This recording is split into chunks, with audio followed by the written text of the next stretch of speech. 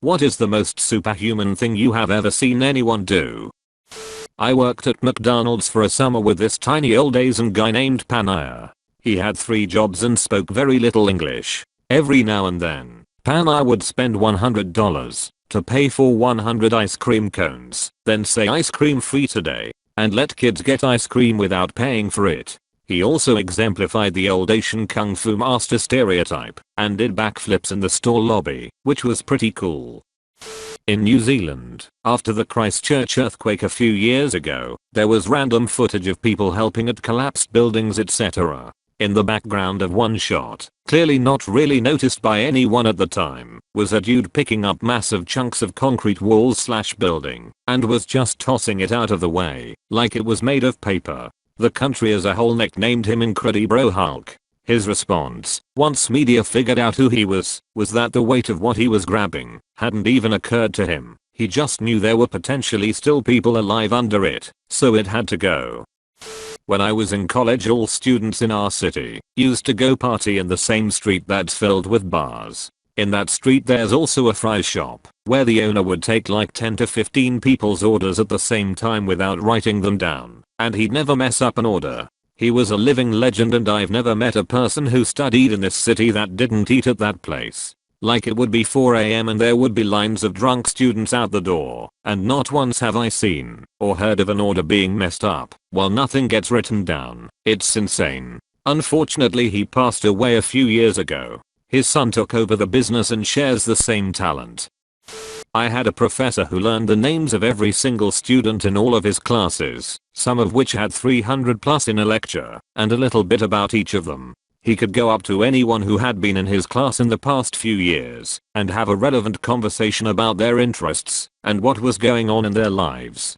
To be fair, he had a great system in place to allow him to do this. He took photos of each student with their names and memorized them on flashcards. And he had a ton of student aides who each got assigned a subset of the students to get to know much better and talk about at the student aid meetings. And he assigned a lot of meaningful personal assignments, asked students to talk about how the subject applied to their lives in class, and held fun extracurricular events for extra credit. But still, going to all that trouble, care about and really get to know every single student was pretty superhumanly awesome, if you ask me. He absolutely changed my life.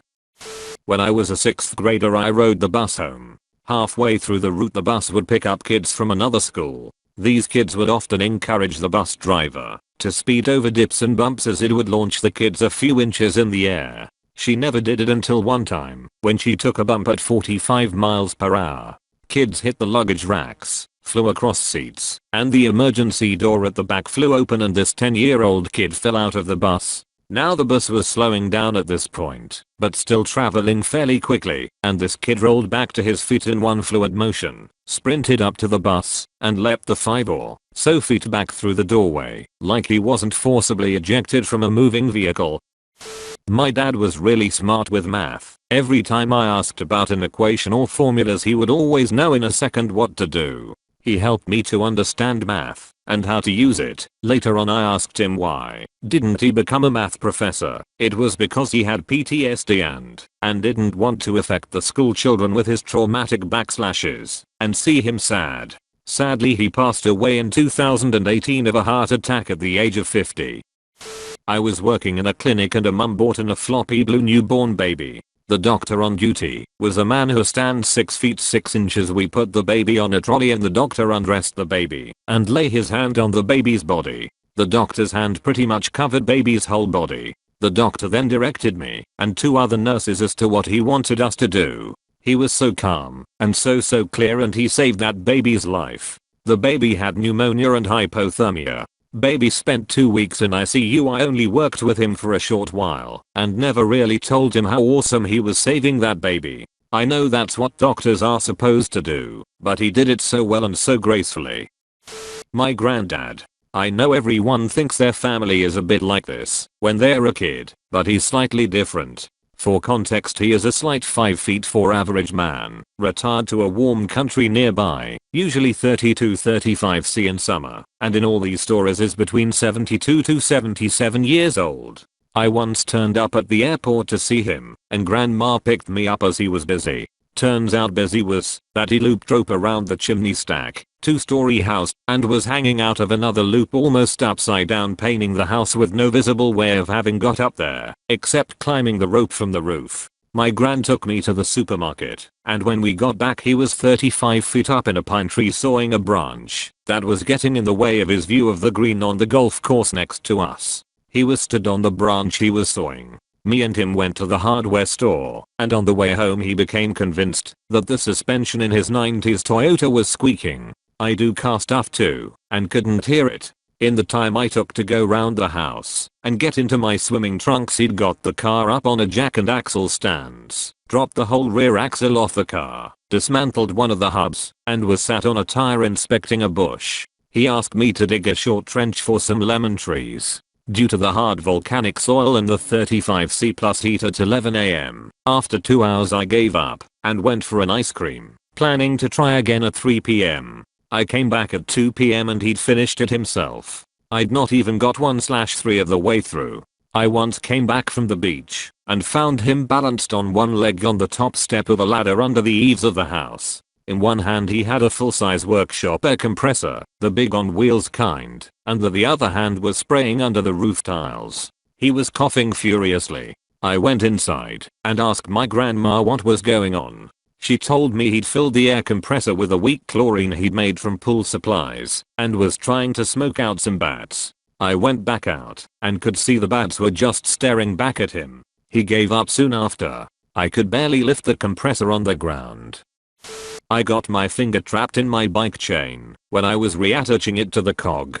My finger wasn't able to just pull out or even move the chain. My dad came out and snapped the chain in half as if it was nothing. My 5 feet 2 inch mother once scaled a flat wall with nothing to climb on up to her electrical mains that was over 10 feet off the ground because a power cable had broken in my hand and I was being electrocuted. If she hadn't have managed to turn it off, I would have died and still have the scars from it over 30 years later. I think everyone gets adrenaline, but I think parents get a special super version that makes regular adrenaline look like a light tingle.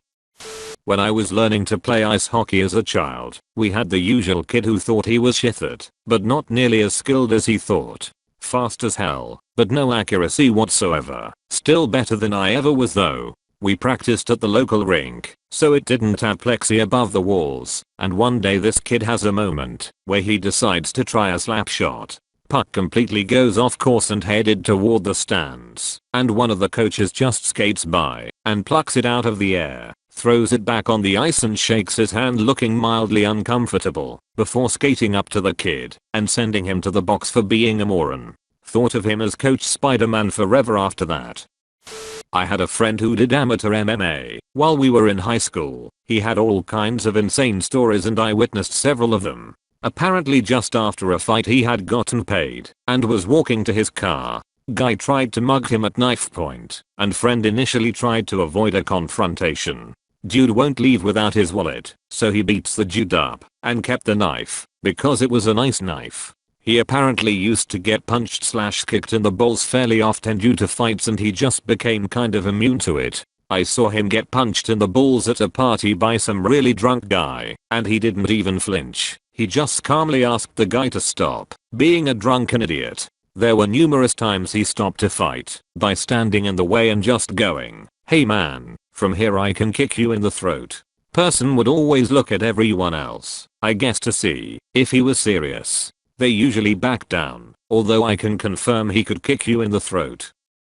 I was with a family friend helping out in the back garden. This was in France where everyone's back gardens are the size of a small island. Anyway, as we're doing some weeding we hear commotion coming from the front. We run over and the Corando's handbrake failed and it rolled over the dog, trapping the dog under the car. This woman ran over to the car and just lifted this heavy yucking off-road vehicle like it was a piece of paper. The dog is fine BTW, and if you Google the car it will come up with the new ones. It's the 1998 one she's got, I think.